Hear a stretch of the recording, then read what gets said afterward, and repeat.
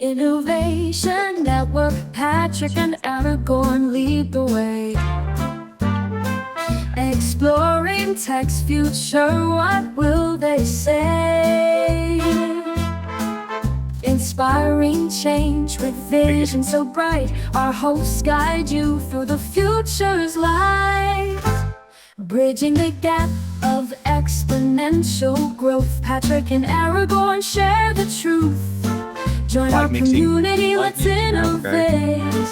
With innovation, Goedemorgen create allemaal. a brighter face. Good morning, everybody. So, a little bit of a different setup.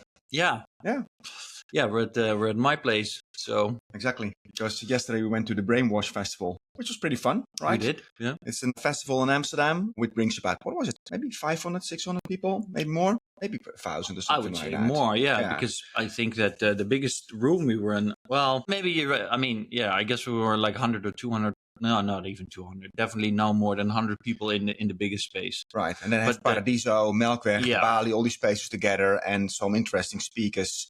So what do you think was your speaker that you liked the most? The speaker that I liked the most. I think that was Julia Jans or Julia Jansen. Yeah. If we Americanize that. But yeah, she's a Dutch artist, and she made art. Well, her talk was about posthumanism. Yes, that was the topic. Yes, and her art was a lot to do with how algorithms are increasingly influencing our lives. And the question that she posed was, is it taking away from our free will and personal agency? Yeah. And what's interesting, I also agree that she was the best speaker that we saw during that day, that many people in her talk asked her during her presentation, so when are you going to start talking about posthumanism? Yeah. Not realizing that she was talking already about the transition that we're already in, which was interesting. And also almost no AI. Almost no AI. No AI. No, the whole day there was no AI, No. which was surprising to me.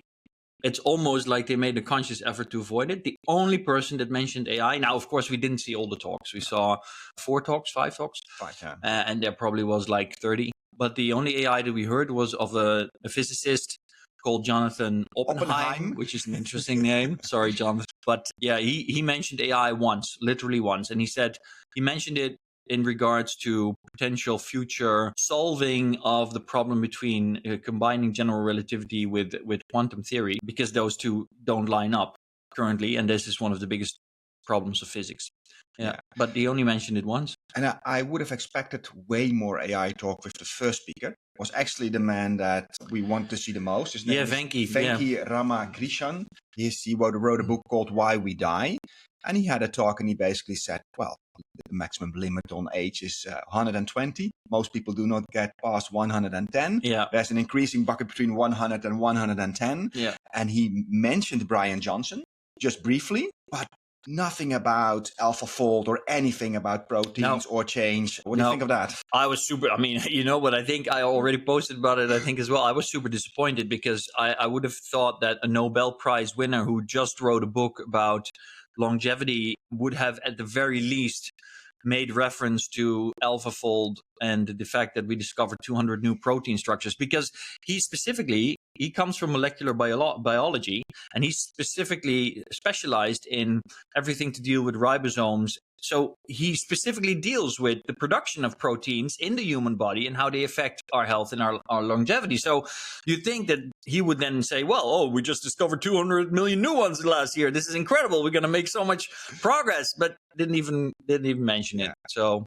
And Aragorn could hardly contain himself. He was sitting next to me, trying to jump up. And the last second of the show, he really stood up, and the people behind him. So, what do you want to ask? But he was not allowed to ask his questions. No. The moderator just said, even though I started talking, she just said, "Yeah, no, we have no more time." If I didn't know any better, I'd say she was actively trying to avoid me keep me from saying anything. Yeah, it was very frustrating. I think, but I posted about this, and it doesn't matter to our international followers and readers, but I think that if you organize a festival that's focused on thinking, then it should also be focused on discourse and the sharing of ideas, and it should not be old-fashioned. Oh, there's a guy on the stage doing a talk, and everybody else has to shut up and listen. I thought that was disappointing. But yeah, right. So, but here we are in Amsterdam, Studio Amsterdam of the Innovation Network, and let's get into it. A lot of cool upgrades, right? So we want to show them Runway Act 1. Yeah, let's run the video. So we are in sync of what we talk about. Runway has released Act 1. And it's another step forward in motion capturing. So what you're seeing right now could actually be transferred to a cartoon or any other person on the fly. Let's take a look. Am I looking here? Straight up and do a little bit. What?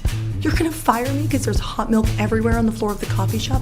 I mean, it's one latte. It's not that big of a deal. Everything's fine. Everything's totally great. This is gonna be the best day ever. Smashed my phone the other night. And you know how much I love that phone. Okay, all right. Just breathe. Okay, maybe don't breathe that hard. Who knew there were so many kinds of beans to choose from? Fava, black, kidney, butter, white beans.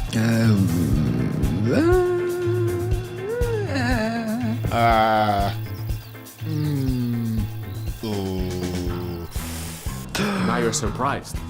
Oh, wow. I'm beginning to think that you don't understand the gravity of this situation. You came all the way down to the Department of Motor Vehicles and didn't bring your driver's license? Settle down. Everyone, settle down, please. I don't know how to be sad without closing my eyes. Perfect. We got it. Thank you so much. Thank you so much. This is it. All right, who's next? They should have done more transitions from the original picture recording to the cartoonish one. Maybe. But the fact, I just realized that we watched the whole video again, and we've already seen it 3 times this morning. I'm really impressed. I mean, I know that we're seeing improvements every week for the last 2 years in first AI text to image, and then text to video, and now video to video, and now we got facial expressions to video. It's going really fast, but sometimes you see something that still impresses me. And this impressed me, and I said it to you this morning, because of how it bridges the uncanny valley. Exactly. What's the uncanny valley? Yeah, so for those of you that don't know, but I suspect most do, but for a long time, when it came to creating any kind of visuals on a computer that are not real videos of people, but where you edit it, where you artificially make it with AI or in 3D, like Unreal Engine, all the characters would still have this kind of feeling of being cringy feeling, as if they're not real. Like their eye movement would be just off, and it would just feel like you're looking at some kind of soulless thing where there's no real being inside. And this is what you call the uncanny valley. And this has been a challenge. Yeah. But this is an AI generated images, and several times throughout this video, you feel like, for example, with the old guy with the beard, he looks around a little bit, and then in one particular moment, he looks you straight in the eye. Yeah. And I'm like, shit, fuck. There's the uncanny valley is gone. So I can't shake the feeling. What would Walt Disney think when he sees this, when he's writing his Mickey Mouse, making one picture, turning the page, making another picture to create a cartoon, and then 100 years later we just scan a face and then you have a full-blown cartoon on there. That's just amazing, right? Yeah, it's crazy. And I think it's important that we discuss the impact of this, because I'm reminding us, I'm not reminding you, I'm reminding us that we need to kind of break down why this matters. But why does it matter? First of all, it brings down the production of any video production that you have significantly down. If you're making a cartoon, like the first Pixar cartoons, that was just a full team. Just imagine how all these characters, you just draw up the character, which you can also do AI generated. That's just, everybody can basically create any Pixar cartoon if you want now. If you have a storyline, there you go. Yeah. Basically, now you already have a workflow. You can you could technically generate every scene in AI, and then after you've generated the scene, you can then do the lip synchronization and the voice and the facial expressions, and it will look just fine. So you get a completely new kind of production process, but the cost and the time necessary to do it is like 100 times less. Exactly. And it comes in the hand of everybody. Everybody can do this. Everybody has access to Runway. Yeah. It's a simple subscription model. Yeah. We tried to do something as well a couple of weeks ago. That was before Act 1 was released, so we should have used that one. But let's run the video, because the 9th of December, we have a new meetup. It's only in Amsterdam, of course. If you're from abroad, you're welcome to fly in. But we have about 100 people joining us in the next few design thinkings, and which is an absolutely cool location to do it in. We will be 4 or 5 hours together discussing all the important topics about AI and innovation, and well, run the video because we have something cool.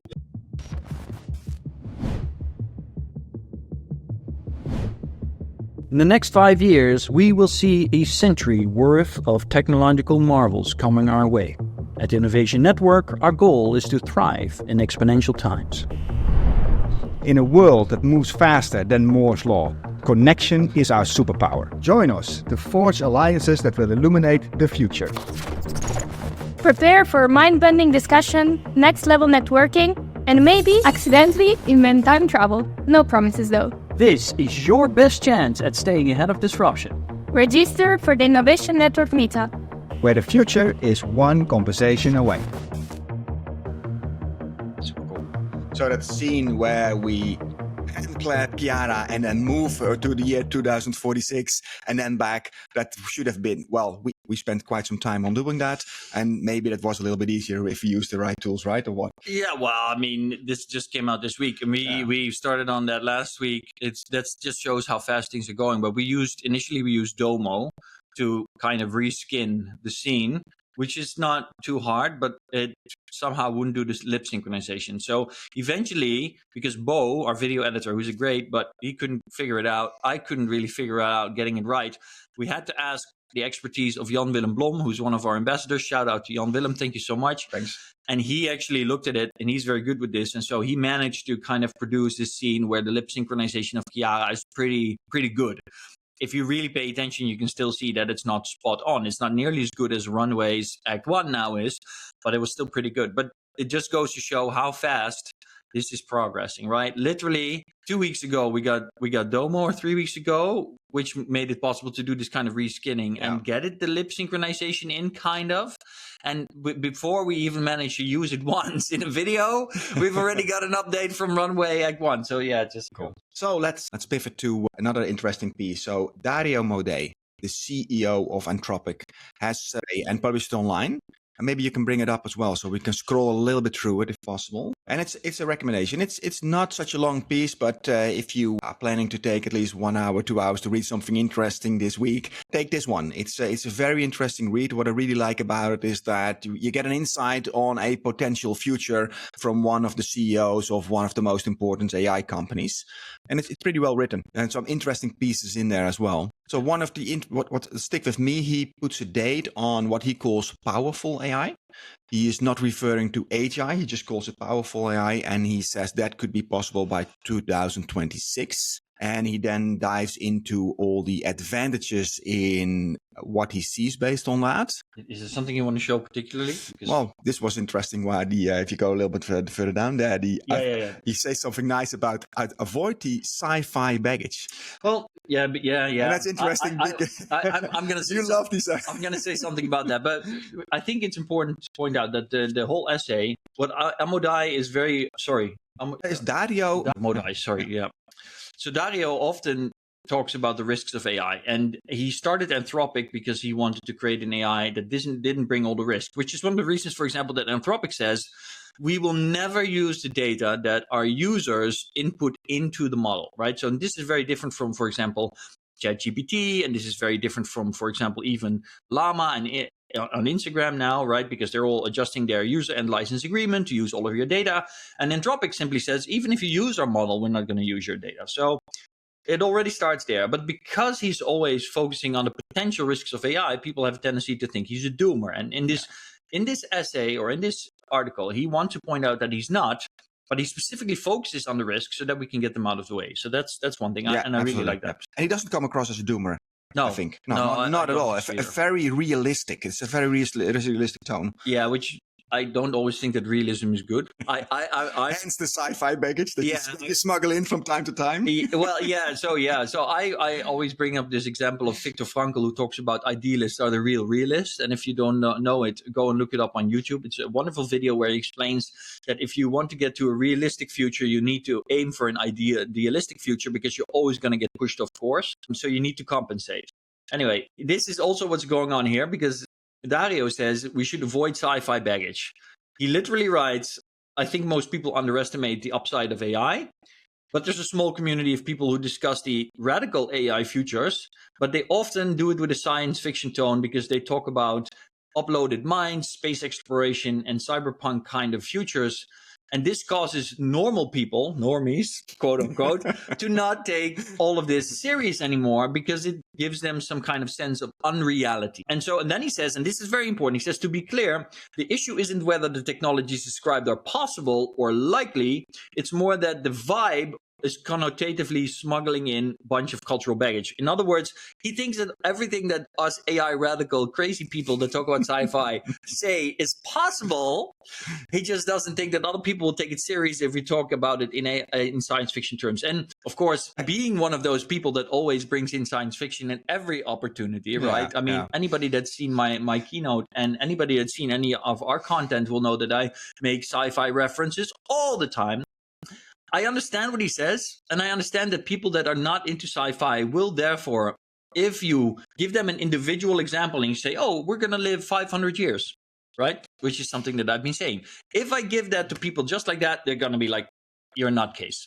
Get the hell out, right? And in that sense, I understand what Dario says, but I also feel that if you give that example and you then provide the right arguments, and you bring the whole page together, like I tried to do, of course, then it becomes a lot more realistic. And then, see, the point is that if you look back in history, science fiction always points the way, right? Basically, every technology that we've seen in Star Trek, even the warp drive, is being developed now. That's the whole purpose of science fiction. That's the whole purpose of science fiction. So I think it would be at least very hard for me. Let's say that it will be very hard for me to kind of separate that. No, but it was funny. While reading, I immediately thought of how you present things, how people react to that, which was funny. Let's just zoom in on one specific thing, but because people can read this entire thing, and I think they should scroll all the way to the end. He finishes with a piece on work and meaning. I was going to say he has 5 topics for those of you who want to read: biology, neuroscience, economic development, peace and governance, and work and meaning. So So while you search it up, of course, if AI takes over a lot of jobs, the key question here is always, so what does it do with meaning? And we always take basically the same. So and Dario's doing that as well. He basically writes here, most people in the world are not the best at anything. See if I cannot read it over there. Are not the best at work, and it doesn't seem to bother them particularly much. Of course, today they can still contribute through comparative advantage and may derive meaning from the economic value that they produce. But, and here comes the thing, people also greatly enjoy activities that produce no economic value. I spend plenty of time playing video games, swimming, walking around outside and talking to friends, all of which generates zero economic value. And that's a very interesting point that he makes, right? So maybe we should open our mind to shifting getting meaning only from work and having economic value in a world of abundance. And I really like that he finishes on that tone. Yeah, I love it because it's the number one question I get after I do my keynote. And also when we do our dinners, at every innovation dinner, there will always be at least one person who says, but if robots and AI take our jobs, what are we going to do? What good are we? Are we going to be replaced? And Dario here perfectly formulates that. He says, none of us are really exceptional, or most of us are not really exceptional at anything. Only few of us are. And so most of us don't even derive our meaning in the current day and age from that. We might think we do, but we don't, right? A lot of us already do not derive the value of life from that. And so in that sense, you could almost say that not a lot will change. It will require like a limited mindset shift. Yeah, it's a shift. But it's not a fundamentally new world. It seems that way, but it's more a mirage than that's really the case. And so I agree with him. I think we will adapt rather quickly to that. And ultimately, most people will be happier for it.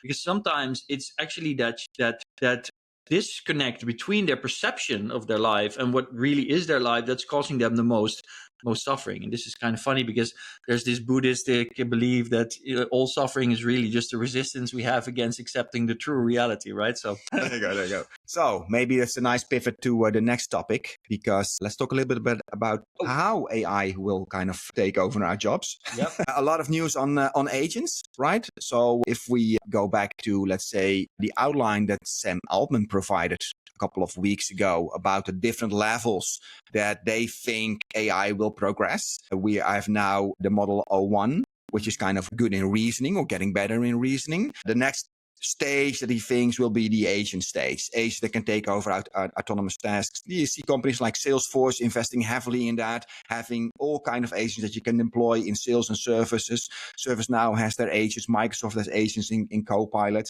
But just recently, Cloud released Computer-Use, which is also an agent. Yep. But the fun thing here, as you can see in the video, is that you can follow the steps that it does. So for people who have difficulty understanding what such an agent will do, this is pretty fun in different types of use cases. And we've seen so many cool cases on Twitter already of people doing all kind of crazy automations on their own laptop. So you can basically automate what's happening on your laptop. Once it has this data, Claude's going to then fill out the form for us and hopefully transfer the information across to the vendor form. The first thing that's going to happen is Claude's going to start taking screenshots of my screen and quickly realizes that the Ant Equipment Company... I'm just going to pause it there because today I watched another video on YouTube where somebody is being super critical and negative about Microsoft's next Windows update because Windows is going to put something in that's called recall. And Satya Nadella made the horrible mistake of saying recall makes screenshots of your screen all the time, and then you can look back and figure out what you did. Ooh, and the thing is, of course, privacy is important. I'm not saying it's not, but just because your computer takes screenshots of what you're doing doesn't mean that your privacy is being, violated, right? And the funny thing is Claude released Computer-Use, and everybody is super excited about it. And here you literally just hear him say, Claude starts by taking screenshots of your screen. So it's just the whole thing is just when you say it and how you say it and how you present it. That's the only thing that really matters. At the end of the day, the thing that people need to realize is that we can never have this kind of technology if the AI cannot see what we're seeing. Yes, that's just simply impossible. Right? So if we want an AI that can help us with stuff that we're doing on our computer, it will need to be able to see what we do, whether that's the recall feature of Microsoft or Claude Computer-Use. And in fact, Microsoft also already announced a same kind of technology coming, hopefully this year and otherwise start of next year, literally in Windows, where you will have an AI, in this case, it would be Copilot instead of Claude, that will be able to work on your computer with you and do tasks for you. So isn't actually in the spreadsheet. So the first thing it does is it swaps over to a CRM and searches for the company we're interested in.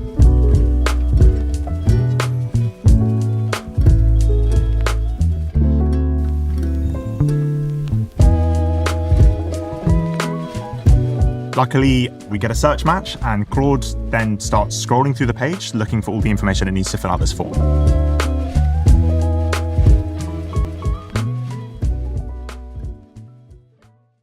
I would like to point out that this particular use case, and I've made this comment in the video I made on my own YouTube, I think that all of this is taking way too long, and that's really taking away from the usefulness. But I also think that this is because it's one of the first versions. And what somebody said in my YouTube was that the reason they made it so is so that people get used to the idea. This is available in the API. I'm not sure about that, but it could make sense. But I definitely recognize that it will make it easier for people to kind of get a grip on this. But of course, at the end of the day, there's multiple videos on the capabilities. But I think at the end of the day, the only way this kind of makes sense is if the AI can operate independently from you on your own computer. Right. Right. But people to accept that is happening. If this would automatically run on my Mac and it very quickly does things that I don't even see what's happening, that would kind of scare me, right? So you need to take steps to take people on. I think they do that perfect job to step by step show what the agent is actually doing on your laptop to build trust that it kind of works. That's why they do that.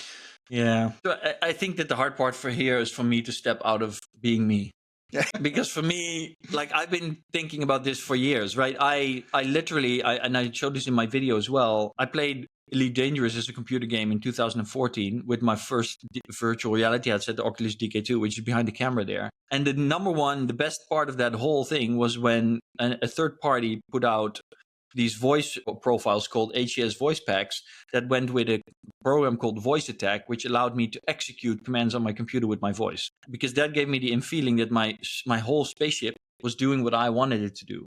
Yeah. Right. And when I said engage boosters, I didn't have to wait for the mouse to go across the screen and then it to go down the menu, because if that is what it took, I would have been dead in the game. Right, but you build different than people. That's That's the kind of thing. I know. And now you do a search query on Google, and you also don't see what's happening on the background to provide you with the results. Exactly. It's the same thing, right? But it takes time to kind of get used to that. Yeah. It's a big step. And by the way, we have to talk a little bit about this.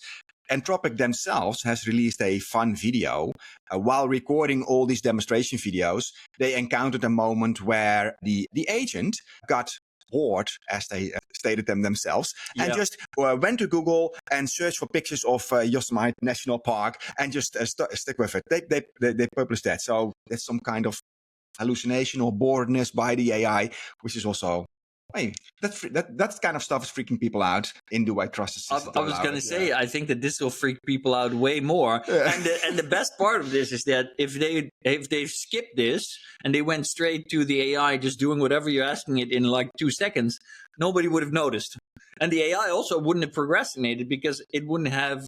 It's probably just filling time because it's being actively slowed down, right? Yeah. So yeah, I don't know, but it is very intriguing, and I haven't made up my mind about it yet, but the whole fact that the AI is literally doing some kind of procrastination and going on Google to just look at pictures, it's really fucking, well, sorry, not like swear, but it's just, it's mind-boggling. It's mind-boggling.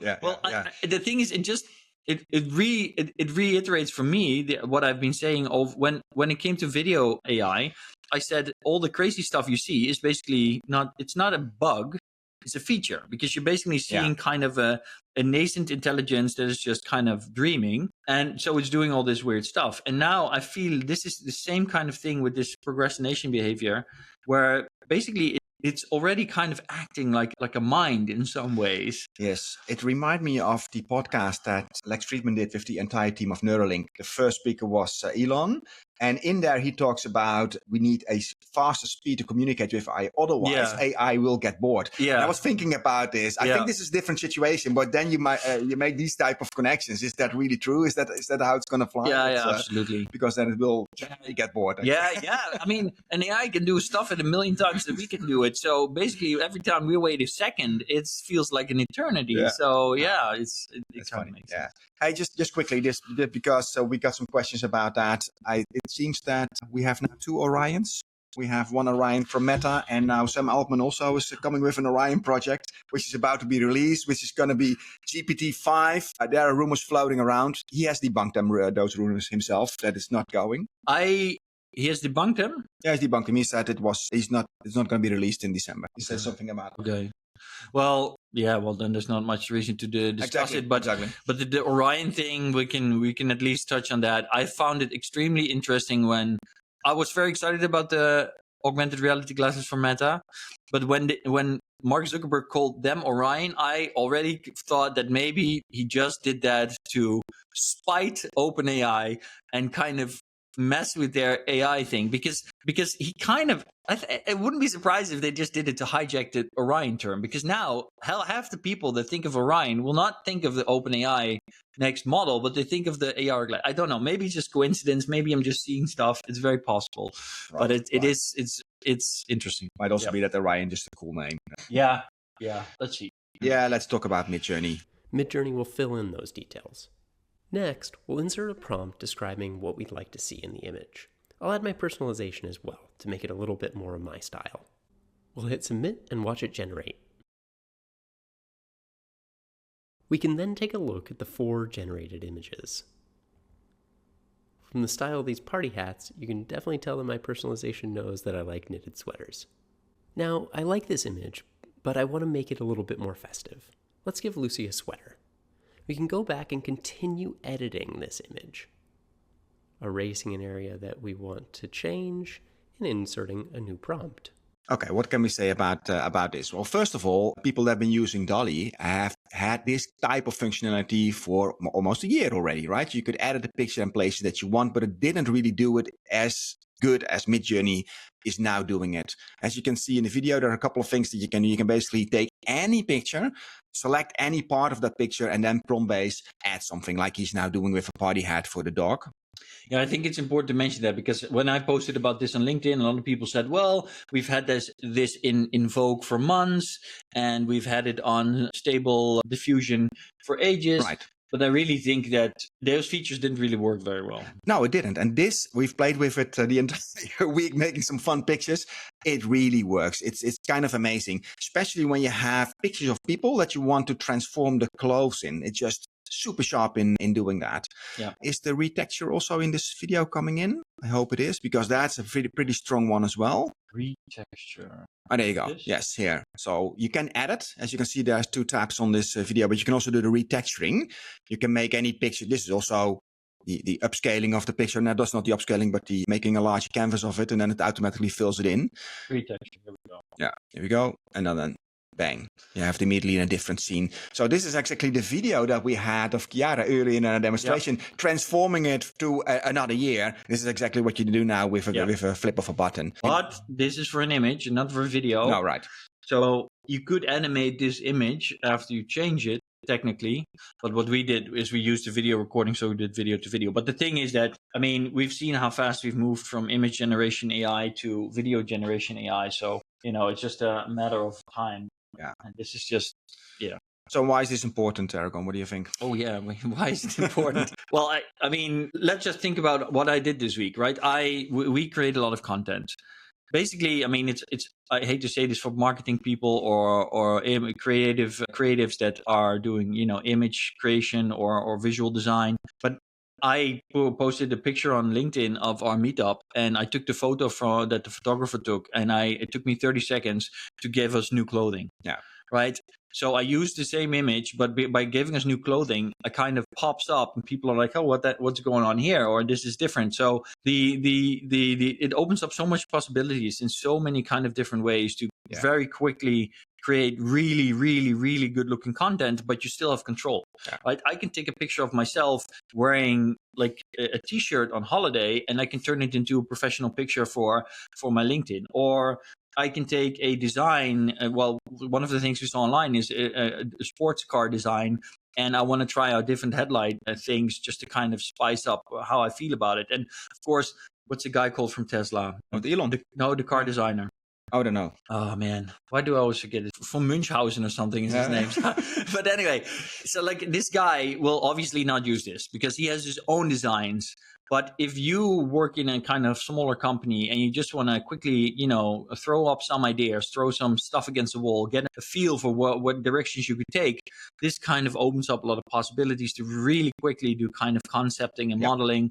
And there's so many other ways this can be used. And every time you use it, it will be reducing your workload and the time of a product cycle down by days, weeks, months even. Yeah.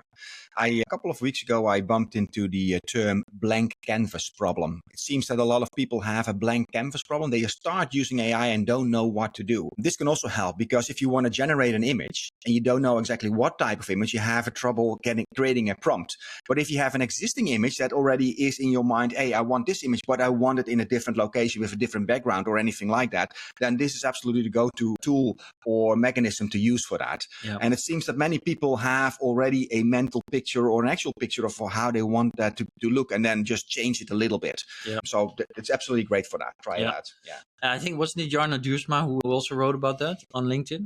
Blank canvas thing? I don't know who said it to me first, but now I see it everywhere popping up. Could be that he's writing about it as well. But it's interesting. I'm not a blank canvas person, but I now see it more popping up with more people. So I recognize that people have it. Oh, I recognize it. Yesterday I also spoke to somebody on the conference, and she didn't know. So what do I do with AI? I was like, so what type of question is it? Why do you have the question? Well, you don't know what to do with it, right? Yeah, you need a starting point. Exactly. You need a starting point. Yeah, no, I understand. Honestly, I mean, look, for example, now my keynote has been watched 120,000 times, which has led my YouTube channel to grow, which now I want to make more use of that and I want to monetize. But I've already run into the problem twice now that because I used kind of content, for example, for my keynote, I used this song by Tron, or from the movie Tron Legacy by Daft Punk at the start. And when you're doing a live performance, it doesn't really matter that much, right? It's just a few seconds of it. But as soon as I started uploading it, I get a notification that that is basically copyrighted music. And if I would like to monetize my video, I can't. The problem here is not that I wouldn't want to get the copyright or that I whatever, but the thing is, I thought of something, and with that comes the idea, I want to use this piece of music because that is perfect for it. And the thing is, you will never think of something that doesn't exist yet. You're thinking of something very often, at least I am. I'm already thinking of something that does exist. And I had the same thing. You want to tweak it a little bit. I want to tweak it. I was making a thumbnail and I wanted it to look like Iron Man. But if you tell Midjourney, make it look like Iron Man, it says I can't do that. So then I had to say, make it look like a high-powered superhero suit with red and gold. And then it still looked like Iron Man. But that's the thing here.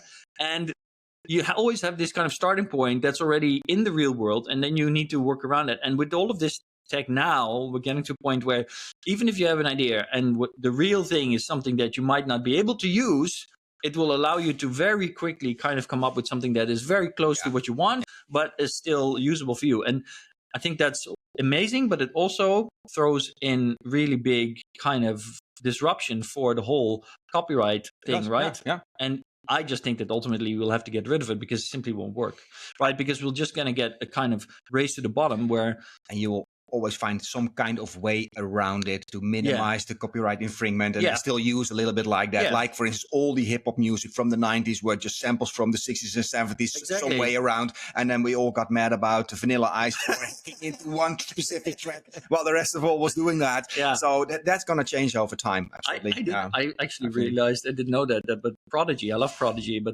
like Smack My Bitch Up, literally the first 30 seconds is like 10 different samples.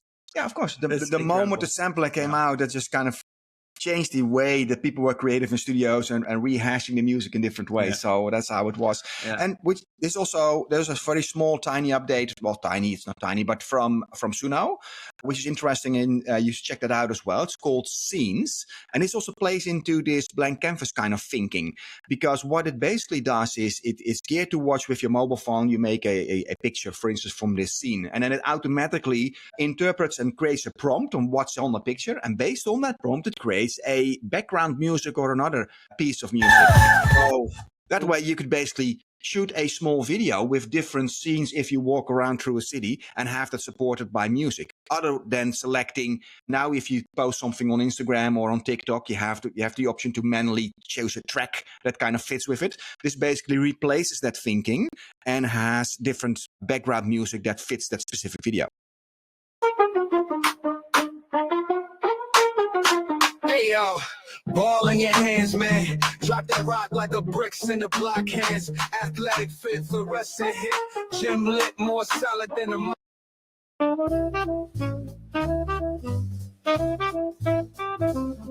Scooters buzzing round the Coliseum's dome. Birds are free. Cars parked round.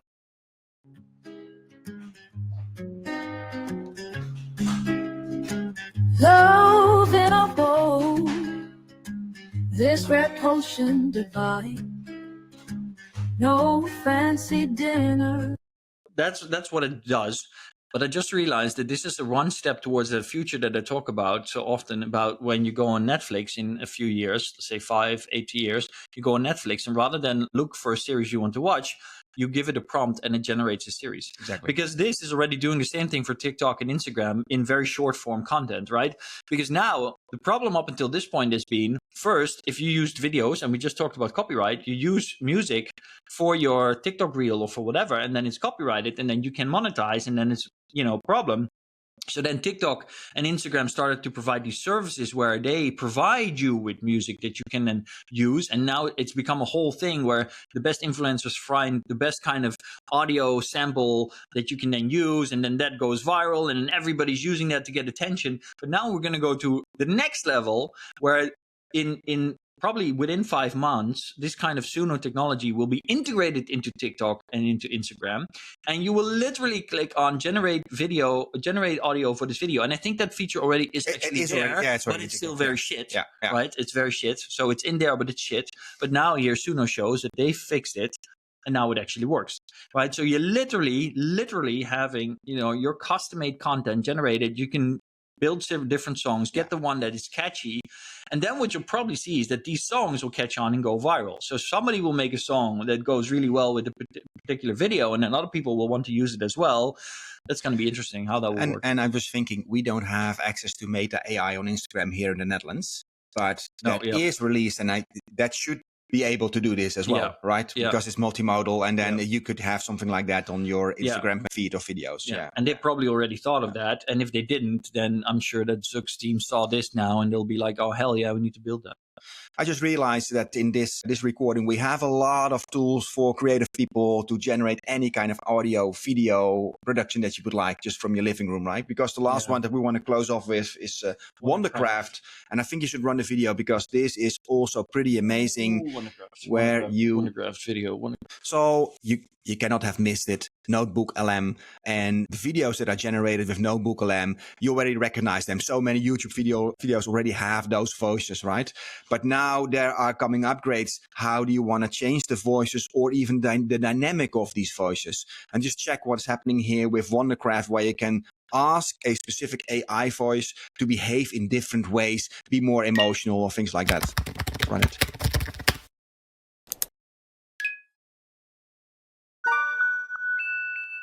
Step into Willy Wonka's chocolate factory. Step into Willy Wonka's chocolate factory, the most magical place on earth.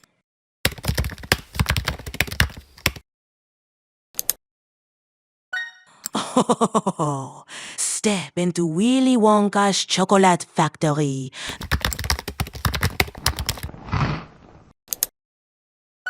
This one. Step into Willy Wonka's chocolate factory, the most magical place on earth.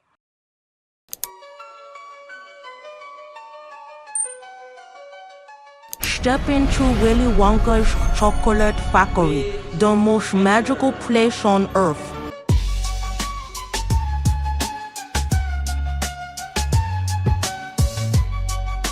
Yeah, we should.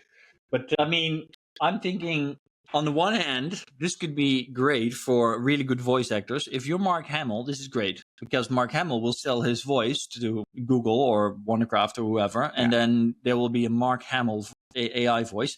And then instead of doing one client a day, Mark Hamill can do 1 million clients a day. But do we need Mark Hamill over time? We can also kind of slightly copy Mark Hamill. That was exactly going to be my next point. Over time, this will make voice actors completely irrelevant. Yeah, exactly. Yeah. You don't need any voice actors anymore. Yeah. But also the entire company, like Wondercraft, if you're using advanced voice modes from OpenAI, which is, by the way, now available, at least in, I don't know if it's available in the entire EU, but it's now available in the Netherlands finally, so definitely check it out. And you can do these type of prompts with that model as well. Talk in a different dialect, talk with different pauses or speed or evil laughs, all these kind of things, they can do that. So is Wondercraft about to potentially be disrupted? Is that a company that has a long life if a bigger company like an OpenAI can do that out of the box as well? It's a very good question. I mean, it's the question right now with every AI company, isn't it? I mean, how many have we already seen that have basically been killed overnight? And I think that even right now, we're also seeing, for example, that OpenAI, now you can work in the canvas. And I think they've announced, what did they announce? Oh yeah, they were going to do some search kind of thing. Right, so they're already competing with Perplexity because Perplexity is basically focused. Yeah. And I don't know, I can't exactly remember where or how, but I do seem to remember that Sam Altman or OpenAI in some kind of expression on social media, they kind of also expressed that they see Perplexity. They're going to steamroll them. They're going to steamroll them, but they also saw Perplexity as a competitor. So I think that these companies, I think it goes two ways. The potential win is great, but the risk is also very high in this, because if you come up with some incredible feature, but you can't make it in a way that it's something that you can proprietary develop to some extent, because it's too much trouble for an AI company to do it on their own, then you're going to get, you're going to get into trouble along the line, down the road. But if you can keep making stuff, I still think that Perplexity did this really well. They kind of created, the best user interface out there. And then 2, the option to really quickly switch between all of these models, giving you basically the benefits of so many of them for the particular task that they developed it for, which is research. And that's what really sets them apart. And they're doing that really well and staying ahead of the wave. But something for this in Wondercraft, the question is how long. I mean, Google doesn't have a good track record of really developing these kind of tools. They always just do it half-baked for some reason. But that doesn't mean that OpenAI... A Notebook LM then. Except, well, yeah, but again... maybe they acquire something like that, put it into Notebook LM, or buy the talent. That's something what they did with Character AI as well. They paid a lot of money to get certain people back into Google. So these companies might also have an exit strategy based on we build something very quickly and then we get acquired or make money that way from the get-go. Yeah. I mean, Notebook LM was amazing, but I also think Notebook LM was a half-baked product. And you could already tell because it only had 2 voices. It was very simple. You have to get something out. But it was a minimal viable product, right? It was a very good minimal viable product. It was a minimal viable product. And Google released it. And have they done any really significant updates since? Oh, yeah, there was one update, but let's see. Hopefully more soon, because what you want is these type of voice and selecting them and maybe say something like based on Mark Hamill. That you have something like that available, or easily upload your voice. So why do we need to stand here? We can just program the whole thing. Right? Yeah, in Suno you have finished the song, because Timbaland just released. Like there was this video of Timbaland like a few weeks ago where he was they showed him Suno and he was like, "Oh my god, this is amazing! I have so many unfinished songs and now I'm gonna make so much money off them." Well, he didn't say that, but he was thinking that. But now Timbaland released all these songs on Suno, right? Yes. Well, that's a great marketing trick. What they basically did is they asked Timbaland's permission to take all his outtakes and make a big remix competition out of it. So which is now going, and they're going to repeat it with different artists. So that's pretty smart to put them in the market. Yeah. Yeah, and I love how Timbaland is just embracing this thing instead. Right. So he's making money hand over fist now, doing great thing because instead of being all dismissive and negative, and he just embraces that stuff, and I think that's awesome. In the 80s, you had people who were drummers, and then there was a drum computer, and they say, "Fuck, I don't like that. I don't want that. I want to be out of a job." Well, some other people embrace it and make some cool electronic music with it, right? Yeah, that's how it goes. But then, I mean, I don't know where Mark Hamill's position is on AI. I don't think it was too positive last time I checked, although I love the guy. But I could really see how, he will just you could buy a voice sample from him and then get the license with it to use that to keep recreating or something like that. I don't know. I would never mess with Mark Hamill. I would not mess with Mark Hamill. He'll come to your house with a lightsaber. But well, I think that's all. That's all. That's all. I think so. That's all. Yeah, that's all. So, like they say in Amsterdam, see you later. Yeah. Like they say in the Netherlands, see you later. Great ending of this episode. Get to buy tickets for the 9th of December Innovation Meetup in Amsterdam Design Thinking Center. Yeah, and on that note, don't forget to like and subscribe and comment on our posted videos so that the algorithm may show them to other people. Bridging the gap.